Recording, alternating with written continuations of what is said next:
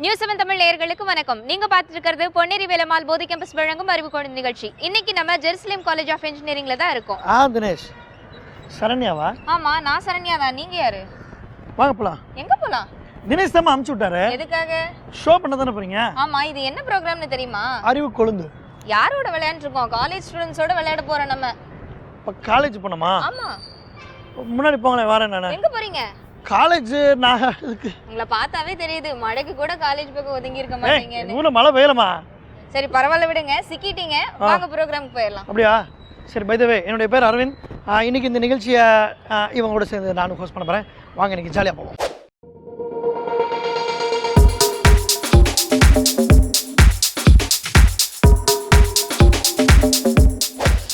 Hi hi. ஒரு பேச்சுக்கு தான் சொன்னோம் வந்து அட்டென்ஷன் நின்றுங்கன்னு, அதுக்காக இப்படியா நிற்பாங்க? ஆனால் அவங்க பேரண்ட்ஸும் டீச்சர்ஸும் கண்டிப்பாக பார்த்துங்க, இவ்வளோ பொறுமையாக அடக்க ஒடுக்கமாக பார்த்துருக்கவே மாட்டாங்க. இல்லை இல்ல, உங்களை பார்த்ததும் அப்படி ஒரு மரியாதையோட அப்படி என்ன பார்த்தா அப்படியே தெரியுது. அதானே. சரி சரண்யா, இப்போ ஃபர்ஸ்ட் செக்மெண்ட் என்ன, பிரீஃப் பண்ணுங்க எனக்கு. ஸோ இந்த செக்மெண்ட் என்னன்னா தங்கிலீஷும் சுத்த தமிழும். நான் வந்து ஒரு வார்த்தை, அதாவது ஒரு வரி சொல்லுவேன், அதுல இங்கிலீஷ் தமிழ் ரெண்டு வார்த்தையுமே கலந்து இருக்கும். அதை நீங்க சுத்த தமிழ்ல சொல்லணும். ஏன் நீங்களே சுத்த தமிழ்ல சொல்லக்கூடாது? அதை கேட்கறதுக்கு தானே நான் வந்திருக்கேன், சொல்றதுக்கு தானே நீங்க இருக்கீங்க. அவங்க சொல்ற லைன்ல வந்து நம்ம சுத்த தமிழ்ல சொல்ல போறோம். ஸோ உங்களுக்கான அந்த வரி என்னன்னா, ஸ்கேலை வச்சு பென்சிலால ஸ்ட்ரைட் லைன் போடு. விடிஞ்சு போச்சு, கொண்டாங்க. நேரான கோடு. கேளு நல்ல தமிழே வராது இந்த மாதிரி எல்லாம். உன்னால முடியும் யாமினி, ட்ரை பண்ணு. என்னாலயா? ஆமா. நேரான கோடு, பென்சிலுக்கு தமிழ்ல ஊக்கு வச்ச கட்டை. இவ்வளவு பெரிய சிந்தனை போய்கிட்டு இருக்கும்போது மேடம் இங்க என்ன பாத்துட்டு இருந்தீங்க? எழுதுகோலை வச்சு வச்சு எழுதுகோலை வச்சு பென்சிலால பென்சில் தமிழா இங்கிலீஷா போஜ்புரியா ஊக்கு வச்ச. முதல்ல நீ தமிழா எந்த ஊர் மானியே? தமிழ்னா நீ பேசுறதுல தமிழே வரல. எழுதுகோல் வச்சு அங்க போய் அப்படி சொல்றீமா நீ? எழுதுகோல் வச்சு ஊக்கு வச்ச ஊக்குவிச்சு அந்த பென்சிலை உரம் போட்டு தண்ணி ஊத்தி நல்லா வளர்த்து நேரான கோடை போடணும். எனக்கு இதுக்கு சம்மந்தமே இல்லை. நான் பாட்டு காலேஜ் வந்தேன், என்ன எதுக்கு கூட்டம் தான் தெரியல. சொல்லுமா. அப்படி சொல்லுங்கக்கா. நீ பதில சொல்லுமா, நான் உனக்கு மிட்டாய் வாங்கி தரேன். மிட்டாயெல்லாம் வேணாம், சாண்ட்விச் வாங்கி கொடுங்க. இந்த அம்மனி இருக்காங்க பாத்தீங்களா சைடுல, அக்காக்கா ஆன்சர் சொல்லுங்க, அக்காக்கா ஆன்சர் சொல்லுங்க. அதேதான். ஸ்கேல வச்சு எழுதுகோலை நீட்டா ஒரு கோடு போடு. நீட்டாவா? நீட்டாங்கிறது தமிழ். நேரா ஒரு கோடு போடு. இல்ல நீட் அண்ட் குட் அப்படின்னு போடுவோம்ல, அந்த நீட்டா? ஓ, அந்த நீட் இல்ல, அந்த நீட் இல்ல. ஸ்கேலுக்கு என்ன தெரியும்? சரி, ஸ்கேலுக்கு என்ன தமிழ்ல வைக்கலாம்? மஞ்சள் கலர் கட்டடி. அதஸ்ட அடிப்பாங்க. மஞ்சள் கலர் கட்டடி. மஞ்சள் கலர் கட்டையை வச்சு எழுதுகோல் வச்சு அதுக்கு மேல பிரெட் வச்சு பட்டர் வச்சு சாண்ட்விச் வச்சு. ஐயோ, அடுத்து நம்மகிட்ட தானே கேட்பாங்க, எங்க போனாலும் வர மாட்டேன்றாங்களே. அளவுகோலை வச்சு எழுத்துக்கோலால நேரா ஒரு கோடு போடணும். எழுத்துக்கோலா? மஞ்சள் நிற அளவுகோல் வைத்து எழுதுகோல் வைத்து, அதாவது ஒரு நிமிஷம், சின்ன டவுட். எத்தனை? அதாவது எல்லோ கலர் ஸ்கேன் இல்லாம சொன்னா நான் எல்லோ ரெட் இல்ல கேட்டுட்டேன், மிகைப்படுத்துறதானே. மஞ்சள் அல்லது கலர் நிறம் இல்லாத அளவு. கலர் முக்கியம் கிடையாது, உங்களுக்கு தேவையான அளவு உப்பு எடுத்துக்கங்க, உங்களுக்கு தேவையான கலர்ஸ் எடுத்துக்கங்க. சரி, எடுத்து எழுதுகோல் வைத்து அந்த மஞ்சள் நிற அளவுகோலை தொட்டும்படியாக போட ரொம்ப ரசனையோட சொல்றாங்க. இந்த மலை சாரல் மாதிரி சொல்றீமா? அளவுகோலை பயன்படுத்தி சரி எழுதுகோல் வைத்து எழுதுகோலால். இப்ப எத்தனை பேர் குழு நீங்க? எல்லாரும் சேர்ந்து குரூப்பா சொல்றாங்க. நேரான கோடை கிழிக்கவும். கிட்டத்தட்ட எல்லார்கிட்டயும் கேட்டாச்சு, அவங்களும் அவங்க கிட்ட இருக்க அப்படியே ஆன்சர் எல்லாம் அள்ளி கொட்டிட்டாங்க. முடியல. ஸ்கேல வச்சு பென்சிலால ஸ்ட்ரைட் லைன் போடு, அளவுகோலால எழுதுகோல் அல்லது கரிக்கோலால் நேர்கோடு போடு. இவங்க வந்து அளவுகோல் அப்படின்றத கரெக்டா சொல்லிட்டாங்க. அதாவது இவங்க தான் இந்த செக்மெண்டோட அறிவு கொழுந்து. உங்க பேர் என்ன? பவித்ரா. பவித்ராக்கு எல்லாம் கை தட்டுங்க. இன்று முதல் நீ அறிவு கொழுந்து பவித்ரா என்று எல்லோராலும் அழைக்கப்படுவாய். இந்த செக்மெண்ட்ல உங்களுக்கு இங்கிலீஷ் தமிழ் ரெண்டும் கலந்து நான் ஒரு வரி சொல்லுவேன், அதை சுத்த தமிழ்ல நீங்க மொழிபெயர்த்து சொல்லணும். அதுக்கு முன்னாடி உங்களுக்கு பிடிச்ச சப்ஜெக்ட் என்ன? மேக்ஸ் பிடிக்கும் சார். மேக்ஸ் பிடிக்குமா? பிடிக்கும் சார். நிஜமாவா? பட் மேக்ஸ்க்கு தான் நம்மள பிடிக்காது. ஸ்னேகா. ஸ்னேகா. இங்கே ஸ்னேகாவை பார்ப்போம். எனக்கு பர்டிகுலராக இந்த சப்ஜெக்ட் தான் பிடிக்கும் இல்லை, சார் ஹேண்ட்ஸமாக இருந்தாலோ ரொம்ப கைண்டாக இருந்தாவோ அந்த சப்ஜெக்ட் மேலே எனக்கு ஒரு ஆசை வந்துடும். ஸோ எதுக்காக இந்த கொஸ்டின்னா, அதுக்கு அடுத்து நான் ஒரு கொஸ்டின் கேட்பேன். எந்த சப்ஜெக்ட் பிடிக்காது? மேக்ஸ். மேக்ஸ் ஏன் பிடிக்காது இல்லை, புரியாது. நீ தான்ப்பா உண்மையே பேசுற. எனக்கு படிக்கவே பிடிக்காது.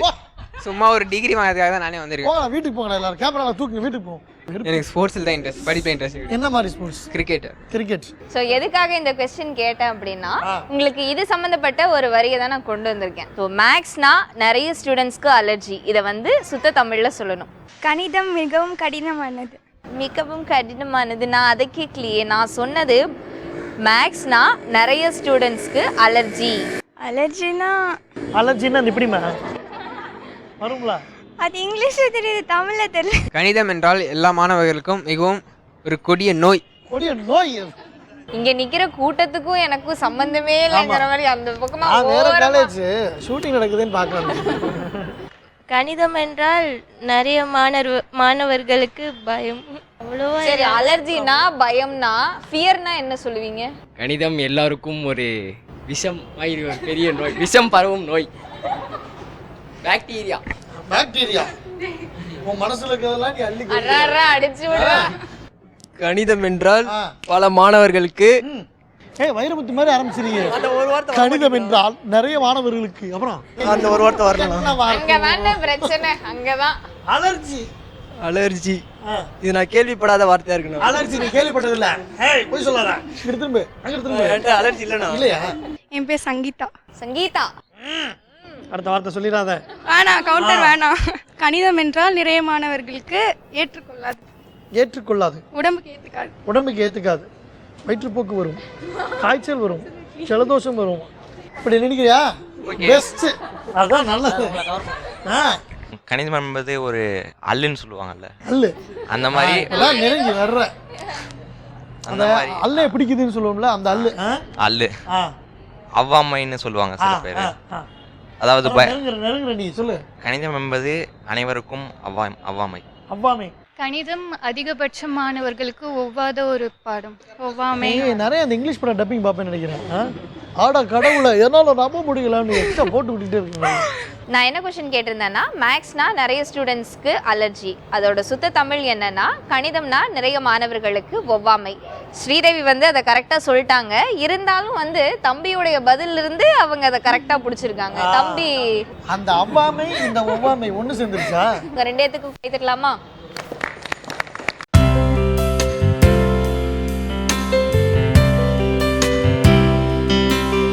இன்னைக்கு நம்ம ஜெருசலேம் காலேஜ் ஆஃப் இன்ஜினியரிங்ல இருக்கோம். இந்த காலேஜ்ல கை கால் செயலிழந்த மாற்றுத்திறனாளிகளுக்காக ஒரு புதிய எந்திரத்தை கண்டுபிடிச்சிருக்காங்க. அது என்னன்னு பார்க்கலாம். என் பேர் சுப்பிரமணி. இந்த வீல் சேரோட ஃபீச்சர்ஸ் என்ன? இந்த வீல் சேர் பார்த்தீங்கன்னா 2 விதமாக ஆப்ரேட் பண்ண முடியும். ஒன்று வந்து வாய்ஸு, இன்னொன்று வந்து நம்ம டெய்லி யூஸ் பண்ணுற ஸ்மார்ட் ஃபோன் வச்சு ஆண்ட்ராய்டு ஆப் அந்த மாதிரி இல்லை ஐஓஎஸ் அந்த மாதிரி ஆப் மூலிமா இதை கண்ட்ரோல் பண்ண முடியும் ஃபுல்லாக. இப்போ வயதானவங்க இருக்காங்களா, அவங்களுக்கு கூட இது யூஸ் பண்ண முடியும். குரல் மூலிமாவும் ஆப்ரேட் பண்ண, எந்த ஒரு மொழியில் வேணால் இதை பேச முடியும். இது எப்படி சார்ஜ் பண்ணிக்கிறது? எப்படி எலக்ட்ரிக்கா பேட்டரியா? எப்படி? இது வந்து 2 விதமாக சார்ஜ் பண்ணிக்கலாம் சார். ஒன்று வந்து சோலார் பேனல் வச்சு நம்ம சார்ஜ் பண்ணிக்கலாம். இன்னொரு விதம் பார்த்தீங்கன்னா எலக்ட்ரிசிட்டியில் கொடுத்து அது மூலிமா சார்ஜும் பண்ணிக்கலாம். நம்ம எவ்வளோ கிலோமீட்டர் ஸ்பீட் வரைக்கும் இதில் போகலாம்? இப்போ பார்த்தீங்கன்னா 15 கிலோமீட்டர் ஸ்பீட் வரைக்கும் நாங்கள் கொடுத்துருக்கோம். ஏன்னா வந்து உட்காரப்போ வந்து ஆப்ரேட் பண்ண போகிறவங்க வந்து வயதானவங்களும் கை கால் இழந்தவங்களும் அந்த மாதிரி தான் இருக்க போகிறாங்க. அதனால் ரொம்ப ஸ்லோவாக தான் இதை மூவ் பண்ணுற மாதிரி கொடுத்துருக்கோம். Forward, left, forward. இப்போ கல்லூரி மாணவர்கள் எவ்வளோ திறமை வாய்ந்தவர்களாக இருக்காங்கன்னா நல்ல விஷயங்கள்லாம் கண்டுபிடிக்கிறாங்க. அதுக்கிட்ட அடுத்த செக்மெண்ட் என்ன? இந்த செக்மெண்ட் வார்த்தையும் வரலாறும். ஸ்டூடெண்ட்ஸ்லாம் வெயிட் பண்ணிட்டு இருக்காங்க, நம்ம போயிடலாம். ஹாய். சவுண்ட் எப்படி வருது பார்த்தீங்களா? ஹாய். ஆடா, மானத்தை காப்பாற்றி நீங்கள் ரொம்ப சந்தோஷமா. இப்போ 2வது செக்மெண்ட் வந்துடும். என்ன செக்மெண்ட் சார்? இந்த செக்மெண்ட் வார்த்தையும் வரலாறும். செக்மெண்ட் விளையாடுறதுக்கு முன்னாடி அந்த क्वेश्चन கேட்டுருங்க. கேட்கலாமா? கேட்டுருங்க. இவங்க கேட்டா கரெக்டாக தான். கண்டிப்பா. உங்கள் பேர் சொல்லுமா? பத்மாவதி. இதுதான் கேள்வியா நினைக்காத, கேள்வி வேற. பத்மா வந்து வீட்டில் வந்து செல்லமா எப்படி கூடுவாங்க? தங்கம், வைரம் மூட பொறுத்து இருக்கு சார். வேற இன்னும் டென்ஷன் ஆனா எப்படி கூடுவாங்க? எரும மாடு. எரும மாடு. நல்ல விஷயம் தான். ஓகே. உங்க வீட்ல? லூசு. லூசு. இல்ல அது பேர் கேட்கலமா, எப்படி கூப்பிடுவாங்க? அம்மு பாப்பா அம்மு பாப்பா. கோவம் வந்தா அந்த லூசு கழுத எருமாடு நிறைய இருக்கு. நிறைய திட்டுவாங்க. பக்கி, முட்டாள், மாடு, அவ்வளவுதான். ரிப்பீட்டடா அப்படியே வந்துட்டே இருக்கும். வீட்ல எத்தனை பேர்மா நீங்க? நான், அண்ணா, அம்மா, அப்பா. அப்ப பிரிச்சு வச்சிட்டாங்க வார்த்தை, உனக்கு மூணு அவங்களுக்கு மூணு அப்படி இந்த மாதிரி இருக்கலாம். யாருமே இப்படிலாம் கூப்பிட மாட்டாங்களா? நம்மளே சொல்லிடுவோமா அந்த வார்த்தையை? ரொம்ப பிரகாஷ் ராஜோட பிரபலமான டைலாக்னு கூட பிரகாஷ் ராஜ்னாலே 2 வார்த்தை ஞாபகம் வரும். ஒன்னு செல்லம் ஞாபகம் வரும், இன்னொன்னு பண்ணாட வாதாகி. பண்ணாடன்னு உங்க வீட்டில் திட்டுவாங்களா? யார் வீட்டில் பண்ணாடன்னு திட்டுவாங்க? நேர்களே நீங்கள் தப்பாக எடுத்துக்காங்க, என்னடா குடும்ப ஷோ தானே இப்படி வந்து ஸ்டூடெண்ட்ஸை கூப்பிட்டு வச்சு இப்படி பண்ணாடன்ற வார்த்தையெல்லாம் யூஸ் பண்ணுறீங்களேன்னு. அது வந்து ஒரு நல்ல வார்த்தை தான். அந்த பொருள் சொன்னால் உங்களுக்கே தெரிஞ்சிடும் இல்லையா சார்? கண்டிப்பா. இல்லை நம்மளை தப்பாக நினச்சிருவாங்க. ஆமா. எங்க அழகு மீனாட்சி முன்னாடி வா, சொல்லுங்க. பண்ணாடை என்றால் என்னம்மா? பாலாடை. பண்ணாடைனா பாலாடைனா பண்ணாடை அப்படின்னு திருப்பி என்ன திரிஞ்சு வந்தது. அந்த பண்ணாடைங்கிற வார்த்தையோட வரலாறு என்ன, அது ஏன் அப்படி சொல்றாங்க அப்படிங்கறது தான் உங்ககிட்ட இருந்து அப்படி நிறைய ஆன்சர்ஸ் எல்லாம் வாங்க போறோம். செஞ்சுக்க. தெரியல, பொன்னாட தெரியும், பண்ணாட தெரியல. பொன்னாட தெரியல, இல்ல நான் கேள்விப்பட்டது இல்ல, சோ தெரியல. பண்ணாட கேள்விப்பட்டதே இல்லையா? திட்டுற வார்த்தை கூட கேள்விப்பட்ட. அவ திட்டி இருப்பா, பத்தி நீங்க வீட்ல எல்லாம் சொல்ல மாட்டாங்க. அது ஒரு பண்டம், பண்டம், ஒரு சாப்பாடு பொருள். பண்ணாடை நீ சாப்பிட்டிருக்கியா? பண்ணாடை ஏதாவது நார்த் இந்தியன் ஃபுட்டா இருக்குன்னு நினைச்சிட்டு இருக்க போறேன். தெரியல சார். காரமா ஸ்வீட்டா? தெரியல சார். பண்ணக்கூடாதது தான் பண்ணாடை. இதுக்கு வந்து எனக்கு தமிழ்ல சரியா சொல்ல வர சாயல் பண்ணாடை. ஸோ தட் பண்ணக்கூடாதது தான் நான் பண்ணாதன்னு சொல்லிடுவேன். ஓ பண்ணாத. பண்ணாத. இந்த தூணு சார் ஆக்சுவலா இங்க இருந்துச்சு சார். இந்த பிள்ளை சாஞ்சு சாஞ்சு சாஞ்சு இதை தள்ளி கொண்டு போயிருச்சு அந்த பக்கம். சொல்லுங்க உங்க பேர் சொல்லுங்க. ஆர்த்தி. ஆர்த்தி. ஆர்த்தி சொல்லுங்க. பண்ணாடை அப்படின்னு யாராவது உங்களை திட்டிருக்காங்களா?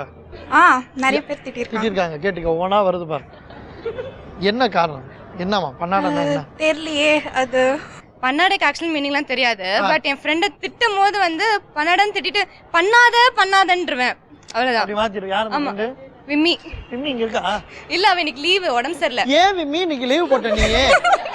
பனைமரத்துல ஒரு பயன்படாத பொருள் வந்து பண்ணாடை. அதேமாரி நம்ம தப்பு பண்ணிட்டோம்னா யூஸ்லெஸ் ஃபெல்லோன்றதுக்காக பண்ணாடன்னு திட்டுவோம். ஒரு விஷயம், நீங்கள் இப்படி பயங்கரமாக எங்கேயோ போய் யோசிச்சிருக்க. அதுக்காக நான் ஒன்று சொல்கிறேன். இந்த வாழை மரம், தென்னை மரம், பனை மரம், இது 3ல் மட்டும்தான் எல்லா பொருளுமே யூஸ் ஆகும்னு சொல்லி சின்ன வயசுல படிச்சது இல்லையா? ஆமால. அப்புறம் எப்படி பனை மரத்துல வந்து இல்ல சார், நான் எங்க அப்பா எனக்கு சொல்லி கொடுத்துருந்தாங்க. சொன்னாங்க பலாடை சொல்லிட்டு இருக்கும்போது பலாட அப்படின்னு சொல்லி 32 வருஷம் கழிச்சு அது பண்ணாடையா மாறிடுச்சு. அந்த தென்னை மரத்துல கொலை எடுத்தோடனே நூலா இருக்கும், அதை பண்ணாடன்னு சொல்லுவாங்க. அது அதனால தேவையில்லாத பொருள்லாம் பண்ணாட சொல்லுவாங்க. இங்க எல்லாம் ஒரு பெரிய டிஸ்கஷன் போயிடுச்சு. இந்த பண்ணாடைங்கிற வார்த்தையோட வரலாறு என்ன பார்க்கலாம்.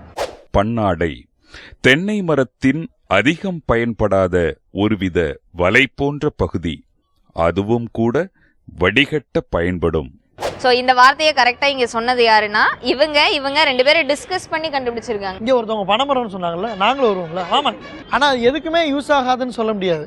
பனைமரத்துலேருந்து பதினி இறக்குவாங்கல்ல, அதில் இந்த டஸ்ட் எல்லாம் இருக்கும். அப்போல்லாம் எது ஃபில்ட்ரு. ஸோ இதை யூஸ் பண்ணி தான் அதை ஃபில்ட்ரு பண்ணுவாங்களாம். ஸோ அது கூட யூஸ் ஆகும். இனிமேல் யார் வீட்டில் திட்டினாலும் சரி, ஓகே கிளியராக பண்ணாடனா தண்ணி அவங்க வீட்லையும் சொல்லிடுங்க. கண்டிப்பா கண்டிப்பா. என்ன ஃப்ளோவில் ஆமான்றுச்சு. எல்லாம் எந்த டிபார்ட்மெண்ட்? சிவில். உங்களை எங்கேயோ பார்த்த மாதிரி இருக்கு. நான் இந்த காலேஜ் நான் ஃபர்ஸ்ட் இயர் இப்போ தான் சேர்ந்தேன். எத்தனை வருஷத்துக்கு முன்னாடி சேர்ந்தீங்க? ஒரு 30 வருஷத்துக்கு முன்னாடி. சென்னையில் ரொம்ப லெஷர் டைமில் ஒரு சுற்றுலாத்தனம்னா எங்கே அடிக்கடி உங்களை பார்க்கலாம்? பீச். சென்னைனால பீச் தானே. யார் அடிக்கடி பீச்சில் பார்க்கலாம்?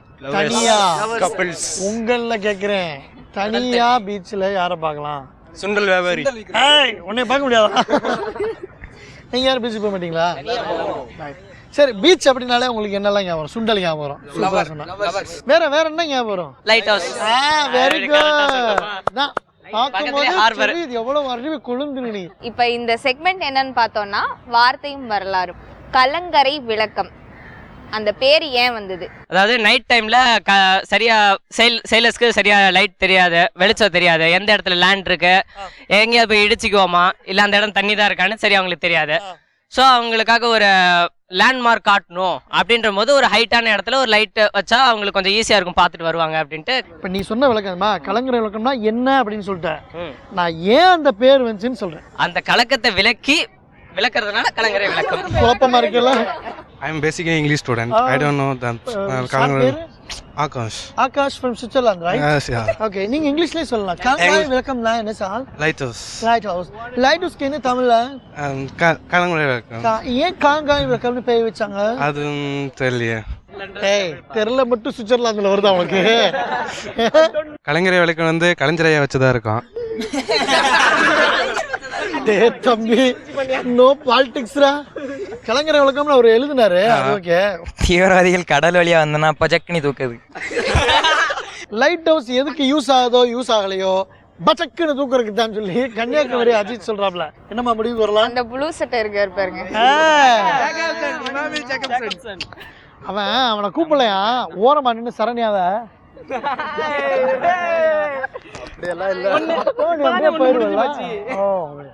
கலைஞர் வழக்கம் தெரியல. இதுக்கு தான் அவளை நின்று ஓரமா நின்று முறைச்சிட்டே இருந்துருப்பாங்க. அப்போ வந்து இங்கிலீஷ் வந்து ஃபேமஸ் ஆகல, அதனால தமிழ்ல வச்சாங்க. அப்படி சொல்லியா? கல் தோன்றி முன் தோன்றா காலத்தை மூத்த குடி தமிழ் குடி இல்லையா? அதான் மக்கள் மனசு கலங்க கூடாதுன்னு. மக்கள் மனசை புரிஞ்ச ராசா. என்ன தமோ செஞ்சு புட்டோம், அண்ணன் தம்பி ஆகி புட்டோம். பிரவீன் கலங்காத. ஆண்டோஜய் என் பேரு. ஆண்டோஜய் சொல்லுங்க. கலம்னா கப்பல். வாயா வாயா. கப்பலுக்கு வந்து வழிகாட்டணும். ஹைட்டான ஒரு இடத்துல ஒண்ணு வச்சாங்க. அது என்னன்னா லைட்டு. சரி. லைட்டுக்கு தமிழ்ல விளக்கு. களம், கரையில இருக்கு கரை, களம் கரை விளக்கம். அதான் கலங்கரை விளக்கம். இது எந்த புத்தகத்துல சார் எழுதிருக்கீங்க? சார் எழுதுனது தானே இது. சோ எல்லாரும் வந்து ஓரளவு அவங்களுக்கு கிடைச்ச பதிலை எல்லாம் போட்டு குழப்பி அடிச்சு எடுத்து முடிச்சிட்டாங்க. சோ கலங்கரை விளக்கம் அந்த வார்த்தைக்கான வரலாறு என்னன்னு பார்க்கலாம். கலங்கரை விளக்கம். களம் கூட்டல் கரை கூட்டல் விளக்கு. களம் என்ற கப்பலுக்கு கரையை காட்டும் விளக்காக விளக்கமாக இருப்பது. ஆங்கிலத்தில் லைட் ஹவுஸ். அந்த வார்த்தையை கரெக்டா சொன்னது வந்து தம்பி தான். தெரிஞ்சு சொன்னியா தெரியாம சொன்னியா? உண்மையை சொல்லு. தெரிஞ்சுதான் சொன்னேன். யார் சொல்லி கொடுத்தா? தமிழ் மீடியத்துல படிச்சேன், அதனால. தமிழ் மீடியத்துல படிச்சா கரெக்டா தான் இருக்கும். அதுக்காகவே ஒரு கைத்தட்டு. இனிமேல் நீங்க பீச்சுக்கு போகும்போது ஃபேமிலியா ஃப்ரெண்ட்ஸா, ஓகேவா? இப்போதான் நுரைந்த சொன்னார் பீச்சுக்கு போகணும், யாரையா கையை பிடிச்சிருந்தீங்கன்னா பார்த்துக்க, ஓகேவா?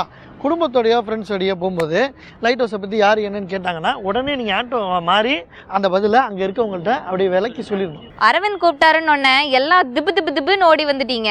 நான் இப்போ என்ன செக்மெண்ட்னு சொன்னேன்னே ஆள் ஆளுக்கு தெரிச்சு ஓட போறீங்க. ரொம்ப ஈஸியாக தான் இருக்கும். இந்த செக்மெண்ட் என்ன தெரியுமா? செக்மெண்ட். இந்த செக்மெண்ட் குரலமுது.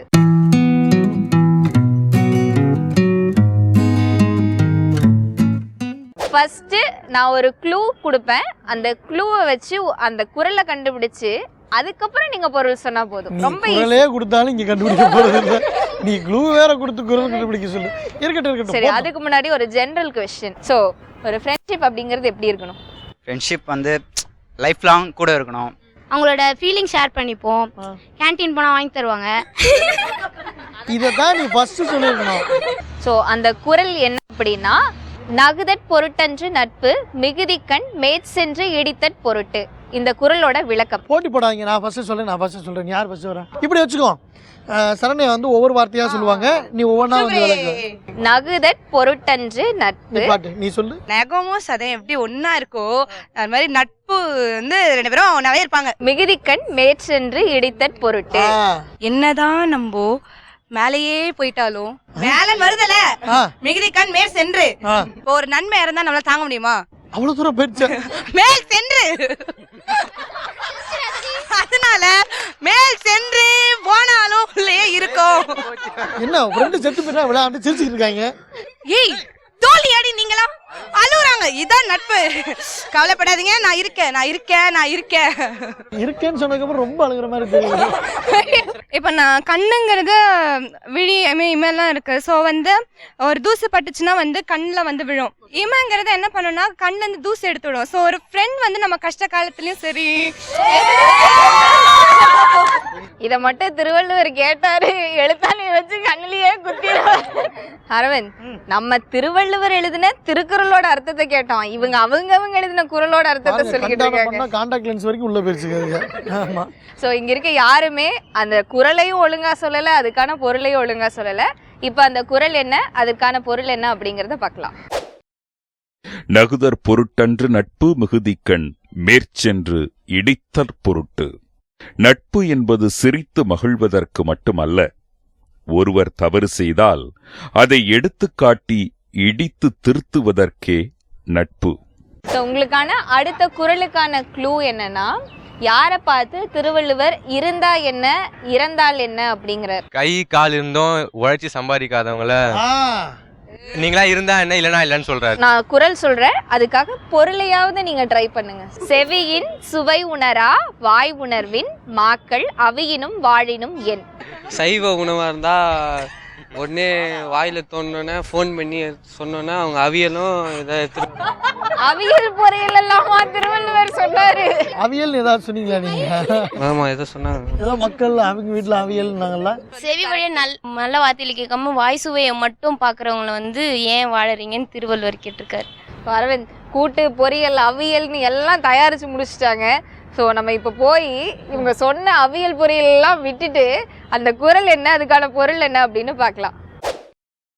செவியின் சுவை உணரா வாய் உணர்வின் மாக்கள் அவியினும் வாழினும் என். செவியின் உணவாகிய காதால் கேட்கும் அறிவு இல்லாமல் நாக்கு ருசியை மட்டும் அனுபவிக்கிற மக்கள் இறந்தால் என்ன இருந்தால் என்ன. விளக்கத்தை கரெக்டா சொன்னது இவங்க மட்டும்தான். ஸோ இங்க இருக்க மொத்த கேங்லையும் ஒரே ஒரு அறிவு குழந்தை இவங்க மட்டும்தான். ஸோ சரண்யா, இவங்க வந்து இந்த டீமில் அறிவு குழந்தைன்னு சொல்கிறோம்ல, நம்ம கல்லூரியில் வந்து இன்னொரு மிகப்பெரிய அறிவு குழந்தை, உண்மையிலே அவரே தான் அறிவு குழந்தைன்னு சொல்லுவோம். நிறைய சாதனைகள் பண்ணியிருக்காங்க. அவருக்கு மிகப்பெரிய விருது கொடுத்துருக்காங்க. அதோட டீட்டெயில்ஸை பற்றி சொல்கிறதுக்காக அவரே நேரில் வர. Let's welcome.